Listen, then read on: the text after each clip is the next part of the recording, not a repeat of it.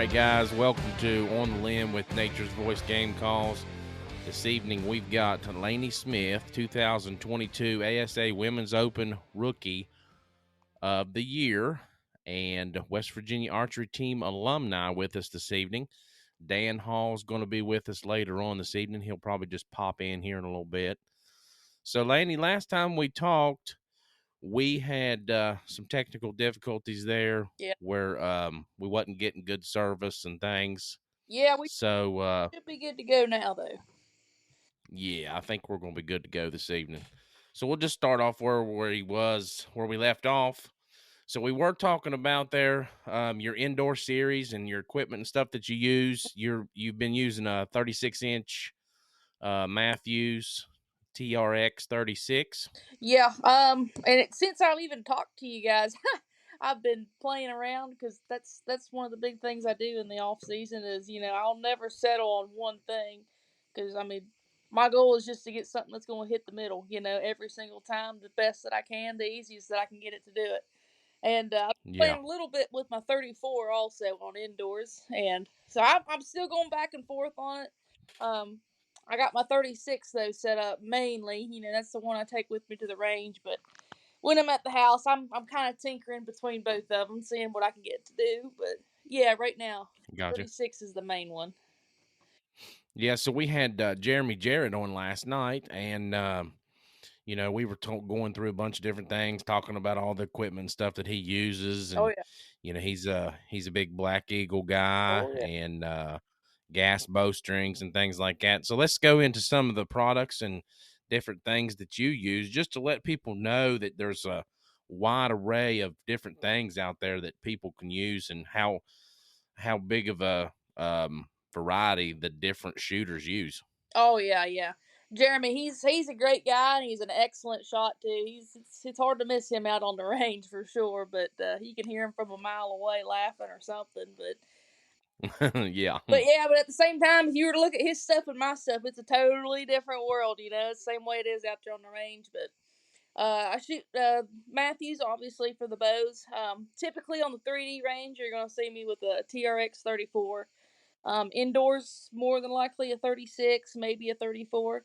Um, Zebra bowstrings is the bowstrings that are manufactured by Matthews. Um, Sights and releases, True Ball releases and Excel sights. Shrewd scopes. Then I shoot one of my new sponsors I had this year was Boss Stabilizers, and they're a local company out of Ohio. So Oh, they're, gotcha. they're a smaller company. They're not like Bee Stingers or Conquest thing, but it's ran by good people up there, and that was a fun partnership I had this year. Um, Other than that, see what am I missing? Vapor Trail. I shoot all the Vapor Trail drop away limb driven rest. Um, Mm-hmm. and then also my coach Troy Carpenter. He's the inventor of bow rigger bow legs. So I also have a set of those on my bow as well. Oh, nice. Yeah, and so And the bow rigger bow um, basically just you see a lot of people put bow legs like on their limbs after they get done shooting, and they'll set yeah. their bow down, especially at tournaments. Maybe not so much hunting, but what this is it's a little contraption that attaches to your riser, and then you screw in two legs, and you don't have to take these off on and off after every time you shoot. So Oh, they really? stay on. They're permanent. Well, not permanent. You can take them on and off, but in the course of whenever you're shooting a tournament, you can just leave them on. And one of the really cool things about them, and it was actually what makes them special compared to all the other bow legs, and it finally got a patent for it. You can actually put weights on these legs, so you can kind of use them as a little bit of a micro stabilizer too. Oh, wow. So Yeah. this doesn't change the dynamics of your bow or anything when you have it on there, does it? No, mm-mm. Nope. It's Gotcha. attached right to your riser. Whenever I'm doing my tuning and all that good stuff, because your riser does have a little bit of flex in it. It's nothing that we can see with the human eye, but it does just a little bit, and that really just depends on how hard you're pulling into that back wall. Um, Yeah. so just for my peace of mind, just because I want everything to be perfect, I do make sure it's on there whenever I'm doing my tuning and stuff like that. But Yeah. But yeah, it's a neat little tool out there that just kind of takes one step out of your process while you're trying to compete. Man, that is crazy. I didn't even know that he had invented something like that. I'm gonna have to jump all over him. Yeah, Of sure, I can get you. course, I know he stays extremely busy with Bridgeport equipment there. I mean, Oh, he's their main archery guy, mm-hmm. and he's been there in that same building back when it was Great Outdoors. Oh And yeah, you know, long time. I actually called him probably about a week and a half ago and told him about the podcast and stuff like that, and told him that I was going to have you on, and he was talking about you, and I was, of course, we were talking about Jeremy too, because Jeremy, him, and my brother, when they would get together, Yep. it was like hell on wheels. Oh yeah. Troy has told me many stories about Tim for sure. He has told me Yeah, many stories. A lot of his random stories when he gets it going involve Tim too, and they sound yeah. pretty interesting. Oh yeah, yep. They can get kind of Too. interesting. Yep. So we're going to take a break real quick, and we'll be right back with Lainey Smith. This episode of On the Limb with Nature's Voice Game Calls is brought to you by Ghost 802, a sports team based in Vermont. Their goal is to promote safe and ethical hunting and to raise the youth to share the same passion for the archery, hunting, and the outdoors as they did growing up. For more information, check them out on Facebook, Instagram, and YouTube. Let them know that you heard about them right here on the Limb with Nature's Voice Game Calls. All right, guys, we're back on the limb with Nature's Voice Game Calls. We've got Lainey Smith, 2022 ASA Women's Open Pro Rookie of the Year. She's also West Virginia alumni for the archery team there.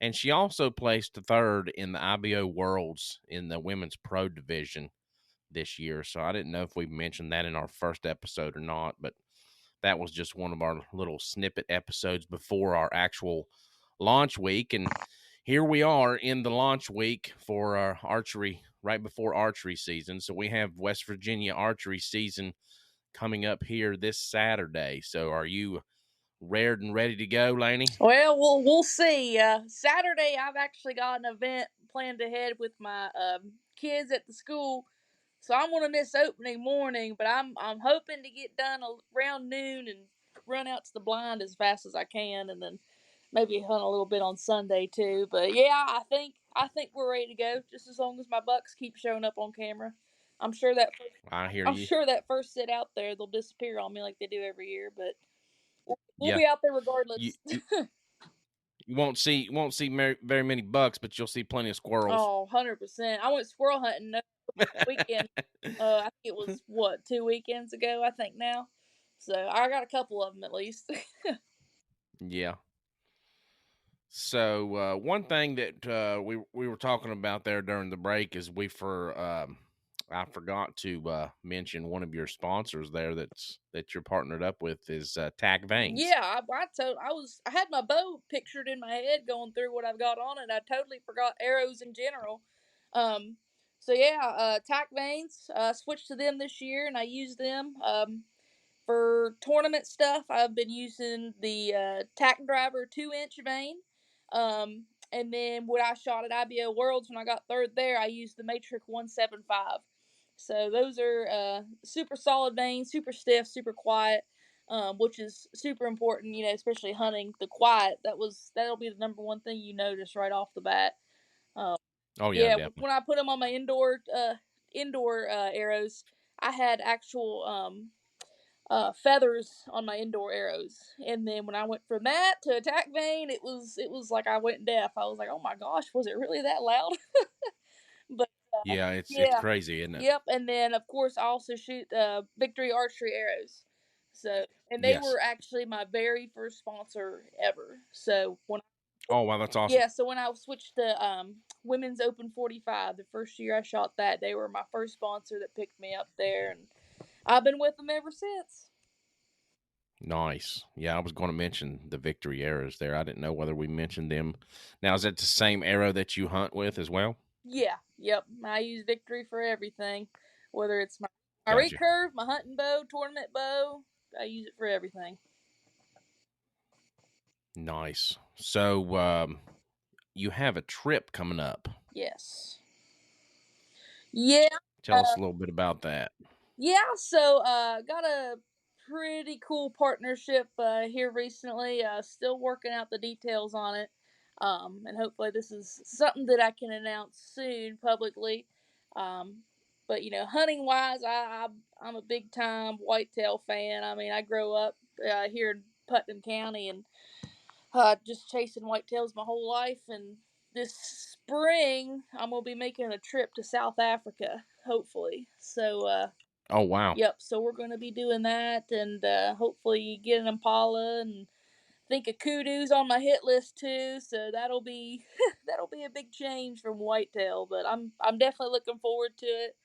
It's kind of like moving up through the tournament stuff and the ranks, and it's the same thing but with hunting. So it's just keep on building that, and new experiences coming my way, and just take them as they Yeah. come and enjoy them. So have you ever ate any one of those animals?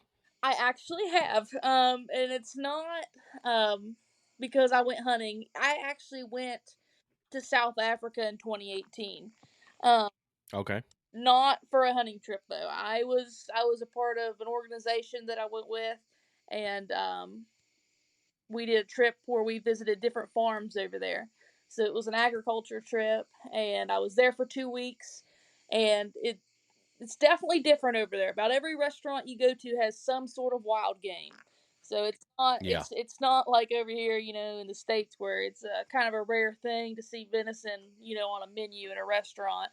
Um, Mhm. it's pretty popular over there. So I've had a few different types of antelopes and animals of that sort. So I'm looking forward to it. It's going to be hopefully an exciting trip. So how are those? So what do they compare to over here? I know, like, over here when it comes to venison, and I like deer meat. Mm. I grew up eating deer meat, but I'm going to tell you what, I think elk is 10 times better than beef. Right. I mean, and I love a filet mignon, Hmm. but when it comes to an elk steak or elk burger, Hmm. I don't think I've ever had anything any better. Right. Yeah. I would say the closest thing that I can compare it to, and I don't know if you've ever tried this or not, because I know some people are weird about it, but is goat.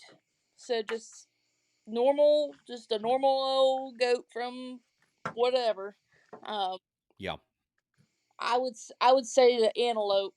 Most of the different types of antelopes over there tasted like goat. Also, they're similar to goat. Hmm.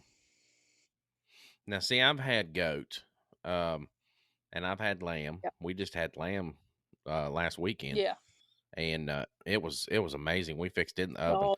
That's another thing we want to do is we want to try to bring on some people on the podcast that cook these wild game animals and different things like that, and try to do some recipes and do some stuff like that too. So we were talking there before we got started about the just this time of the year. This is one of my favorite times of the year, and with the leaves and stuff coming out, and bow season coming up this Saturday, it kicks off everything for the whole year. It seems like for Yeah, me. for me, it's whenever archery season comes in.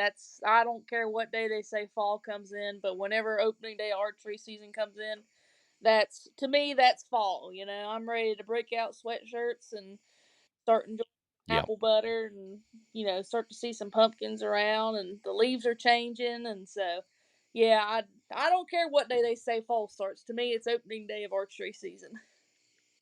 yeah. That's the same thing with me. That's the way I've looked at it. I mean, it's just I love that time of the year. Thanksgiving's another time of the year that I love, Hmm. and a lot of people don't like winter, but I love Hmm. winter, and I love muzzleloader hunting. Oh yeah.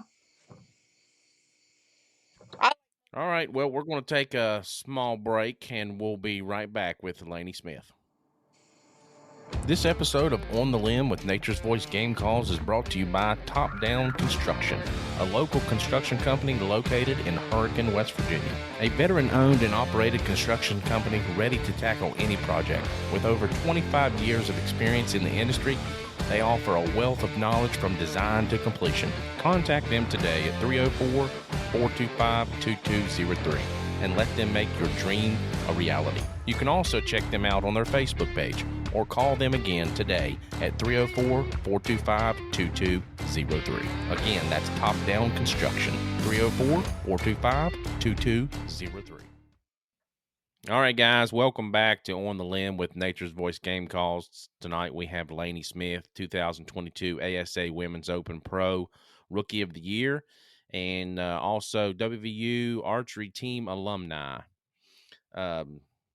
Lainey, during the break there, we were talking about different things that you do during the off season, and we kind of hit on this a little bit during our snippet episode that we done just for promotional purposes there before this. So if you want to fill us in on some better details on things that you do during the off season when archery is your 3D archery season is just closed down right now. Right. Yeah. So we finished up right there, beginning to mid August. And whenever we're talking 3D tournament wise, we don't have nothing until February. So we got a good little 6 month break here, and that's half the year to really think about how we're going to spend the other half of the year.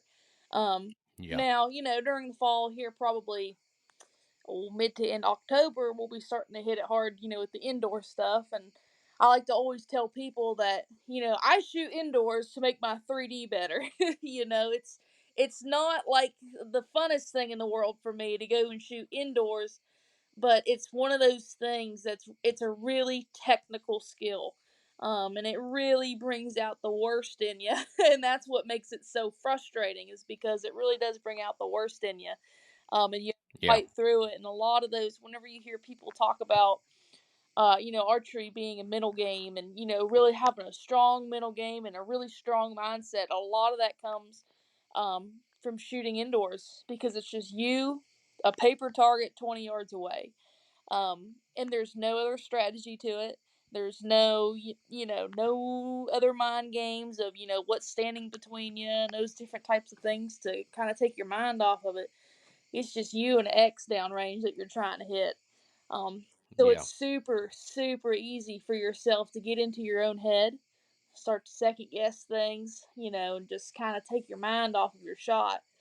So we do shoot a lot of indoors. So that way, whenever we get to the 3D range and we have all these other variables come into play, you know, the one part that we have to have down, which is your shot, is basically, it's on autopilot, so to say. Oh yeah. Then Definitely. you could focus on other things like yardage judging, and if it's a tricky lane, if you got trees or a target that's got half of it behind a brush or something like that, you can focus on that. Don't make little mistakes that otherwise you wouldn't have made before. So that's one of the Yeah. big things we do. And you also hear archers talk a lot about um, mental game and just strength in general. We Yeah. hear a lot about how mental this is, and it is. It's a super mental game, and there's a lot of books out there. I've read just about every one of them. I always joke that I haven't the only books that I read, are mental management books and different things like that. But I'll take every bit of information if somebody's got something to say. Um, Yeah. but another one of the things too is just your physical health in general too. And Mm-hmm. that's one of the things that I'm really, really trying to hit hard with this year. Um, I don't know if the last time I talked to you, if I had started this yet or not. I think it's been about a month now. During this 6 month period, I actually have a personal trainer that I meet with every week. And Oh, I sat awesome. down and I talked to him a little bit about what my goals were, what I was shooting for, and he knows about my archery career now, and we're kind of Yeah. working together on those things, because what a lot of people don't talk about is just physically, being mobile, not having that hanging over your head. You know what I mean? Yeah. A lot of archers out there, they don't need to be, Olympic athletes to necessarily do well. But at the same time, it's the ones that you look at that are elite. Um, Yeah. when you look at them, they are professional athletes. You know that they work. Oh, yeah. Yeah, Um, that's what I was gonna say. I mean, absolutely. like, they're professional athletes just like anybody else in the sporting arena. And that's another thing I was wanting to bring up. You were talking about the mind games and things like that you go through. We was talking, like I said, with Jeremy Jarrett there the other night, and he has some people that he's got go to people that if he's got something going on in his head, he calls them up, and that's who he can call and talk to. I mean, do you have somebody like that as well that's close that you can call and Yeah, I'll call myself out on this one. I'll I've got a couple funny stories about myself just to kind of for people who don't know what I'm talking about when I say mind games and how serious they can get. I mean, they can really break you down as a person. And you yeah, know that Troy Carpenter is my coach. We've talked about that. Great guy yep. over at Bridgeport, and the when he was telling me not too long ago, it was only a couple of months ago. He said he was still on the fence on whether or not he wanted to really help me or not. Because this is a couple years ago when I first met him, and he was telling me about this. He said I was still really on the fence, trying to figure out if you were somebody that I should really help and if you were going to take it serious. Because he's very serious about this. Oh yeah. If you're not going to take what he tells you serious, he's just not going to pay attention to you, and he doesn't care either. He's not going to help you. No. Absolutely, and because I mean this guy is knowledgeable, very knowledgeable, Yes. and Yes. at this point, I had never really, gone to his house, or I've never really gone to the range with him. I was just coming to Bridgeport 2 or 3 days a week and just talking to him and telling him that I wanted to do this and that. Yeah. And there was one night, a couple months after I met him, I uh, I was going through some stuff, and it was bad. I mean, I couldn't even hardly draw my bow back. I couldn't hardly look at the sights, without freaking out, wanting to punch a trigger. And I mean, it was bad. I was breaking down, and it was to the point that I almost had tears in my eyes, just because Wow. you get so frustrated. And oh, it was probably 10:30 at night when all this was going on, because I can't go to sleep if I got something like this going on. I feel like I have to fix it. Yeah. And Yep. that's another one of the ways that this mental game just drains you, is because you're going to want to fix it or totally abandon it. And I refuse to abandon it. And Yeah, definitely. it was 10:30 at night, and I called Troy, and I was like, "Please don't be pissed at me that I'm calling you at 10:30 at night." And I answered the phone, and he said, "Well, you got time?" And I said, "Well, yeah, I got time. I won't be up all night." And so then I drove to his house at 10:30 at night, and he lives about 40 minutes away from me too, by the way. Oh yeah. And Yeah, he lives out in BFE. yeah, and so, right there, it was 11 o'clock, something at night. We were standing right there in his garage, and he was standing right over my shoulder. I mean, just holding on to me, and we sat there and we worked it out for an hour. And he said, whenever I left that night, that he knew that I was the real deal, and that I was someone that he definitely needed to help pursue this professional archery career. So that was, That's awesome. I mean, but that's what it takes, and that's what makes it so hard for people to stick with it, is because I've Yeah. experienced it so many times that I'm just like, well, no wonder Mhm. people quit. I'm just crazy enough to stick Yeah. with it, just like everybody else who's made it this far and who's very successful at it. But I mean, yeah, and that's just one of the times that I've had that happen. I mean, there was a time even we were shooting indoors, and it was last winter, and I had target panic so bad. See, I don't even like saying it. I don't even like saying that I had target panic. It just brings back bad memories. Uh, but there was a time I had it so bad that I mean, just even when you took all the targets off the wall, I had a hard time just keeping my bow at full draw and looking through my peeping through my sight, at a blank wall. I mean, it was just horrible. Yeah.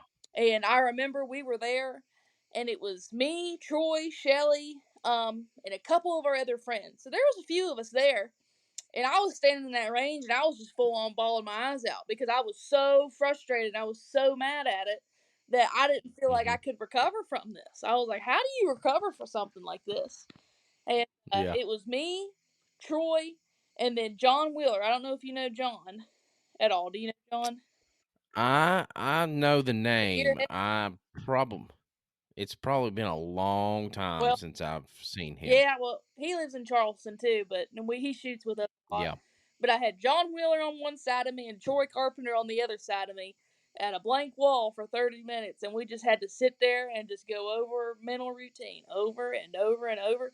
And there was a point that they even took the sight off of my bow. There was a point I didn't even have a sight on my bow, and I was shooting it, just trying to get me to go through the motions and run a mental game through my head. It was so bad. But, Yeah. you know, Yeah. hear people say, well, the best in the world don't go through that. I got news for them. They do. Oh yeah, definitely. The best in the world is going to go through that more than anybody that's going to give up and not try. You know what I mean? There's nobody in this world that shoots archery that don't go through that. And the best in the world, the only difference between them and everybody else is how they handle it. If you're an athlete in any kind of arena, Mm-hmm. sport, whatever you want to call it, and you're not facing opposition, Yep. then you're not doing something right. Absolutely. If you think it's easy all the time, then you're either Yep, not that great or you're not trying hard enough. For sure. I definitely. mean, it's one of those things that, and I think that too. Like when I'm going through a slump that's really bad, I'm just like, well, this is just part of the archery roller coaster. We're down right Yeah, now, and then one day we're going to be right back up. So, and that was one of it's just part of the. it was one of the first things that Troy told me when he was like, "Man, you better be able to ride the archery roller coaster because you're going to be up, and Yeah, there's going to be times you're really up there. You're doing really good, and there's going to be times that it gets low, and you didn't even know it could go yep, that low. It's just you just got to ride it hmm, out." yep. You gotta play the game. Mhm. So one of the things that we like to do during all of our episodes is do a scripture of the day, and I believe that Dave has that ready to go. Yeah, Mike, today's verse of the day is out of John 14, and it's verse 6. This is out of the Passion Translation. Jesus explained, I am the way, I am the truth, and I am the life. No one comes next to the Father except through union with me. To know me is to know my Father too. And, I know nowadays the world's pushing the idea that all gods are the same, but it's just not true. Many gods around the world actually came from ancient civilizations, such as Egypt. I know they worshipped Ra, which was the sun god, and Osiris and Isis and all this stuff. But, there's only one true God of all creation, maker of heaven and earth, and Jesus is the only way to him. So, Man, that's awesome. Thanks, Dave, for the scripture of the day there. One of the things that we were talking about before we had that scripture of the day is, just having somebody to talk to when you have these mental games that you go through. God puts people in our lives for a reason. And, but we cannot forget that even though he puts those people in our lives to be there with us, he's always there with us. So, he'll never leave us. Don't ever think that you're by yourself because he's right there with you. Ab- So we'll go back into talking about the time of the year that you get started preparing for your 3D archery season. Like you said, it starts around February, so you're going to go through hunting season here, and you're going to be shooting your bow, and you're going to go from um, hunting mode back into 3D archery mode. How does that go for you? Yeah, so we usually hunt pretty hard up until rifle season. So it's been a few years since I've actually killed a deer with a rifle now, and after rifle season, our property borders public land, so usually whenever rifle season comes in, it's a madhouse around here. So we try to get tagged out before rifle season. So we're thinking, we hunt mid to end November. Um, Okay. so after that, we're getting ready. Our first tournament, not necessarily 3D tournament that we're going to do, is Lancaster Archery Classic. And that one is the last weekend in January. Um, so Yes. we're doing that. We're shooting indoors. 3D wise, I'll usually start around Christmas. So it's kind of hit or miss, with weather. It really depends. Some years, Yeah. the month of December, there's, you can count on your hands how many days there's not snow on the ground. And you Yeah. can have, a December like we did last year, and it was 65 degrees Christmas Day. So Oh you yeah. just, and that was actually when I started last year, was New or not New Year's, Christmas Eve, when it was 60 degrees. I went out and I set out 3D targets. And I was like, well, Yeah. I'm going to go ahead and take advantage of this in the middle of December. So typically that's around the time that I try to start 3D stuff. The biggest thing is for me, not necessarily shooting wise, which is why I start, in December when there's snow on the ground, is yardage judging. Um, Oh yeah. so, like I said earlier, we shoot a lot of indoors to make our 3D better. 3D. Yep. And so it's not necessarily the shooting part that we need to be worried about for 3D. It's the fact that we've been off for 5 months and I've not practiced judging a target. Um, Yep. we have a lot of different tricks that we use and things that we want to try and see if it works. Because everybody's eyes are different. Everybody sees things differently. So that's just kind of figuring out, how do we train ourselves? Because what works for me might not work for you. Um, Of course. that's a big part of our game. Is yardage judging. You Yeah. might have the best shot in the world, but if you shoot a 45-yard coyote for 40 yards, it's not gonna work good for you. Um, No. so that's our biggest thing, is getting some targets set out. Mid December usually. If it looks like it's gonna be pretty mild, we might do a little bit earlier than that. Um, Hmm. but even if it is 20 degrees, we might not want to stand out there, shooting our bow. It might get cold on the hands after a while, but Yeah. we can bundle up and have a couple targets out there and do some yardage judging for 30 minutes. Yep. So that's a big part of what we do there. And then we'll just shoot indoors mostly. And that's doing it in the cold weather like that. Actually, that's actually probably good for your endurance. Oh yeah, absolutely. A lot of people that we shoot with are from the south, yeah, so they get a head start from us even too. And then we get to these tournaments and it's low 50s, high 40s, and we're like, woohoo, warm weather. You know what I mean? Yeah. They're freezing their butt off, so it can be a slight advantage, but it's also a disadvantage at the same time, just because the people that are in Alabama and Georgia and Mississippi and down there, they get a pretty mild winter anyways and can kind of shoot 3D year round. Um, Yeah. but we do what we can, and it's not necessarily how much you practice, but how well you practice. So one of the Yep. one of the big things that you have to keep in mind is, at any time you practice, you need to practice with purpose. Um, Whenever I'm getting really hot and heavy back into it, and I'm really trying to get my routine back, because honestly, right now I have no routine. Shooting wise, I'm on a break as far as I'm concerned. I don't even count shooting my hunting bow. But we need to practice with a purpose. So my first couple weeks back of practicing hot and heavy, I'll write out exactly what I want to accomplish. I'll write out exactly, these are the things I'm wanting to do this week, and it might not include shooting a bow. It might just be strictly yardage judging those first couple weeks. Um, but practicing with purpose, when you're standing out there actually doing it and understanding what you're trying to accomplish, I feel like you are going to absorb more information that way. If you just stand out there and go through the motions, you're not going to get as much out of it.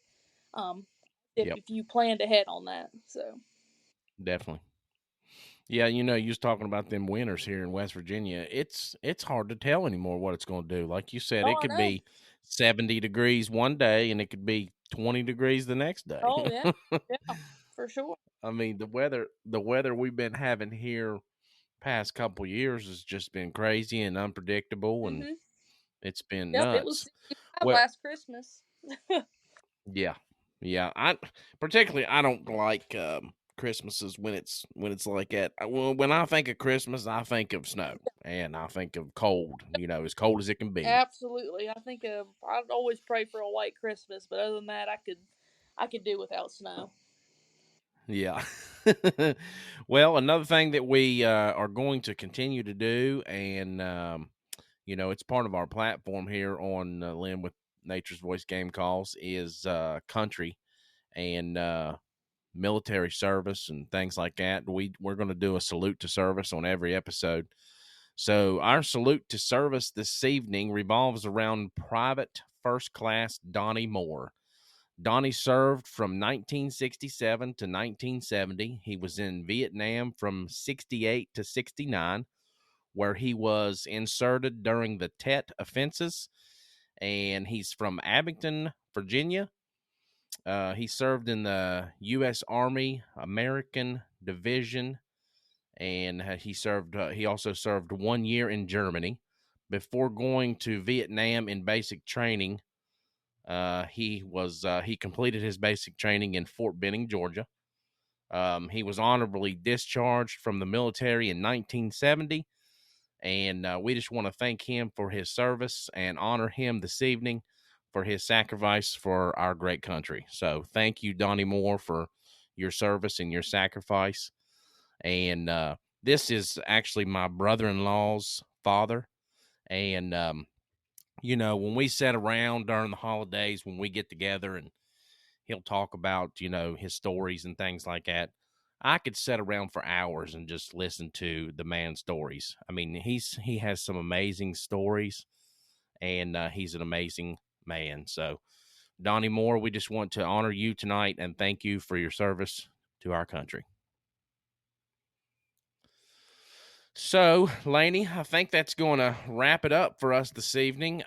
We thank you for coming back on during our archery week. I know we had some technical difficulty there during that promotional period where we were doing things on, before this launch week. But I think we've covered everything and we've hit about everything that we missed. So, have you had a good time? Oh yeah, absolutely. Met you right there. First time was last month at the West Virginia bow hunter shoot. So Yes. cool. I appreciate you asking me to come on. I've enjoyed this whole process. So maybe we'll do it again some other time. Yeah, I'd say we'll do it again next year and see where your progress is in the IBOs, because you're going to do some more IBO tournaments this year, Absolutely. and we'll see where that takes you along with ASA. Yeah, absolutely. Well, I really, really appreciate it. All right, Lainey, thank you. Yep. Have a good evening. Thanks. You too. All right, guys, that's going to do us here on the Limb with Nature's Voice Game Calls. Check us out on Facebook. We have a private group right now that you can search On the Limb with Nature's Voice Game Calls. We're on Spotify, Apple Podcast, or wherever you get your podcast. There are tons of different networks that we are on right now. So I'm sure if you get your podcast from a different network other than Spotify or Apple Podcast, we are on there. So search us up, follow us, and thanks everybody for listening. Have a good evening.